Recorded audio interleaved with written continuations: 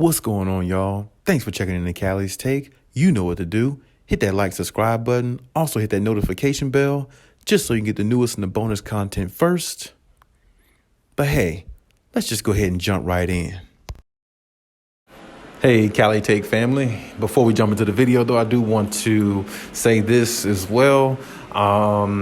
Starting next week, after this, weekend here that you're seeing these videos and everything come out, starting next week, which will be Monday, this upcoming Monday, we will be starting to only air Monday through Friday, same time, same everything.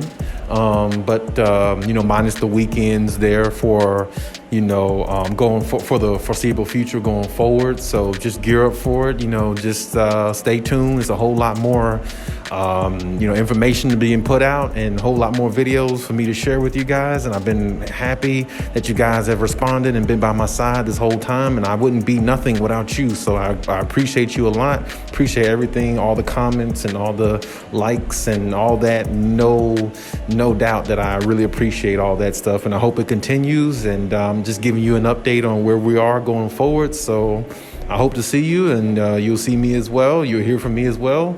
Videos will definitely continue, and let's just keep it going. Looks like Maverick star player Luka Doncic drops the truth about the Clippers in regards to them being a threat in the West. Now you can read this on clutchpoints.com. You can also read it on a few other sites out there if you choose to. But just to really open up about the situation. So we all know that Luka Doncic has had problems with the Clippers in regards to the playoffs, some in the regular season as well. He's gotten the best of them in some of those occasions also. But in the ultimate resolution of everything, Kawhi has gotten the best of him when it really mattered the most. And so did the Clippers. Because 2 seasons in a row, within the last few years, the Clippers have played the Mavericks in the first or second round, I believe. And I believe it was 2 first-round matchups, actually. But either way, they have played the Mavericks and Luka Doncic, and they sent them home twice. And one of the times, the second go-round when Luka played the Clippers, before Kawhi got hurt in that playoffs against Utah, the Mavericks and Luka Doncic was up 2-0 in the series. And, they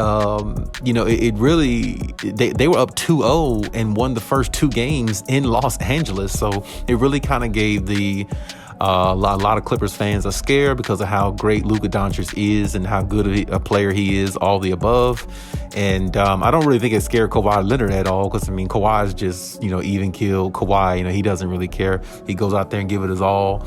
And he knows how great of a player he is and what type of player he can be when the moment calls for it. And, they were down 2-0.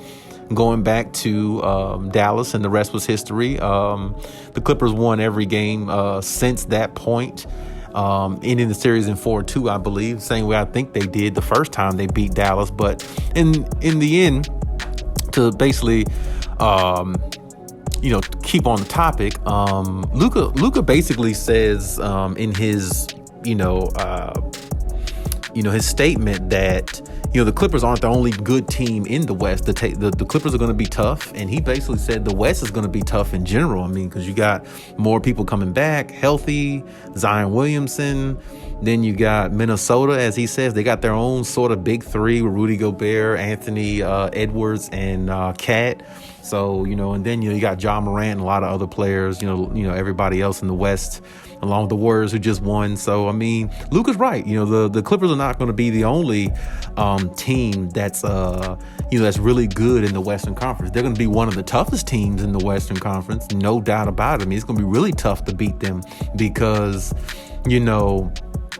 they have all the necessary pieces to win it all. They have all the necessary pieces to, repeat actually as a champion if they actually possibly win the championship this season. They have enough to actually repeat if they kept the same roster. Because I think this roster the Clippers have is pretty much, undeniable. They're really good. They're really sound, and they are very, very physical, and they all seem like everybody on the Clippers can score at at will. So, I mean, like when you think about that in its entirety, how could you stop a team like that unless you have a big three or something like that that maybe you can counteract what the Clippers can do?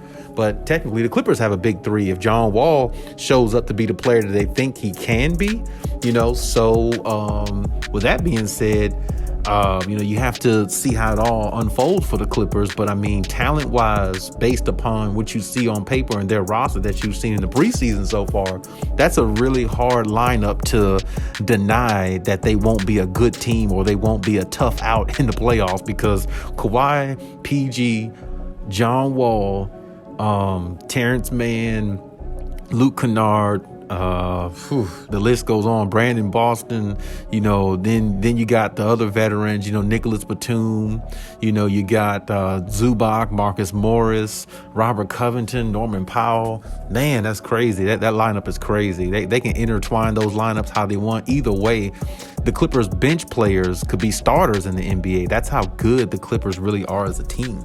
So I definitely understand, Luka saying they're going to be tough, and they're definitely going to be, a team that, is going to be hard to reckon with. And, they've been the, punishers, for the Mavs in the last couple seasons in the playoffs, as I just alluded to. But even still, Luka's up and coming. He's still a great player. He still has a lot, going for him. And eventually in the future, he'll only get better and maybe, have the opportunity to, possibly go on a run of his own, But I think right now, the Clippers really, it's their time, unless, something happens with injuries or something like that.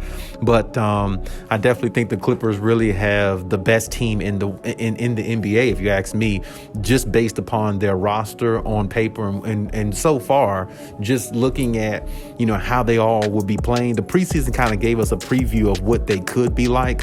Who knows what the starting lineups will actually be going into the season and by the end of the season, because we all know Ty Lue definitely makes things difficult for any team that plays the Clippers, because he might come out with a starting lineup that they've never used before.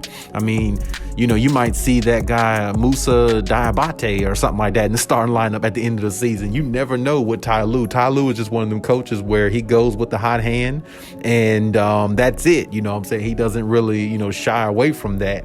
And, that's definitely, understandable and everything there.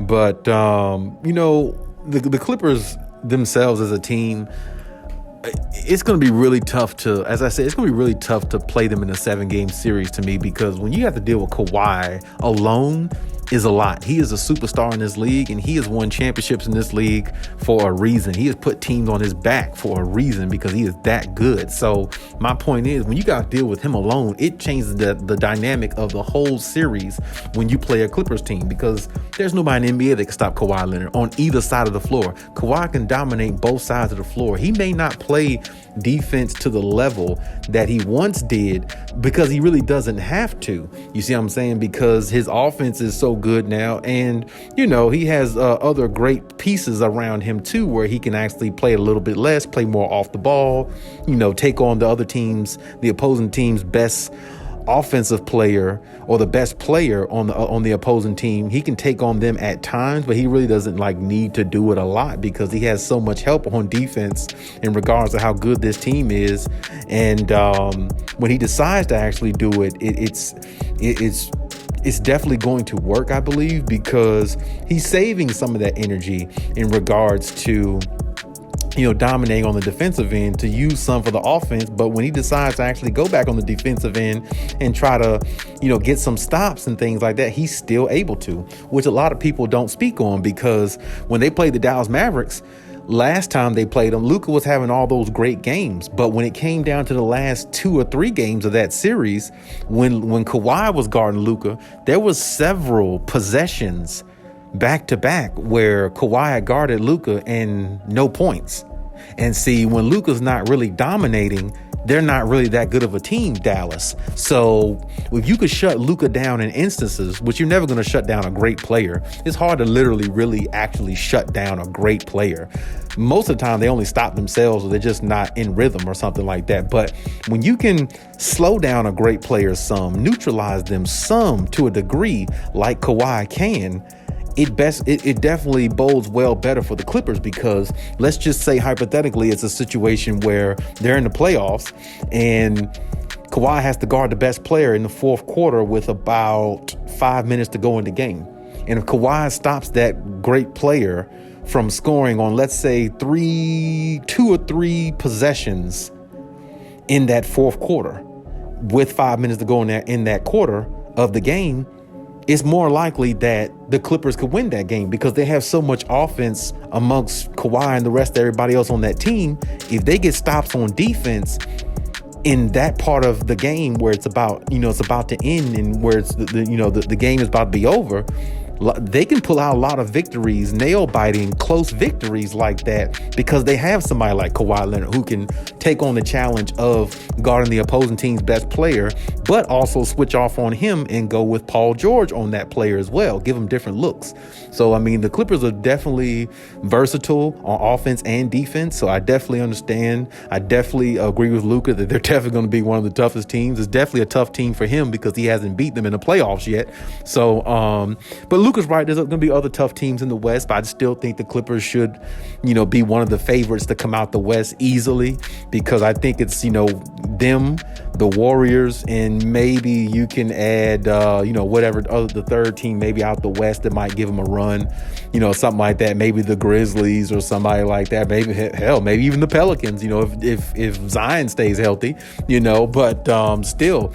It's going to be tough, but the Clippers will be up for the challenge, and I can't wait to see how it goes. But hey, that's my take on everything. Leave any comments in the comment section. Check out my other videos if you haven't. And hey, Khaliis out.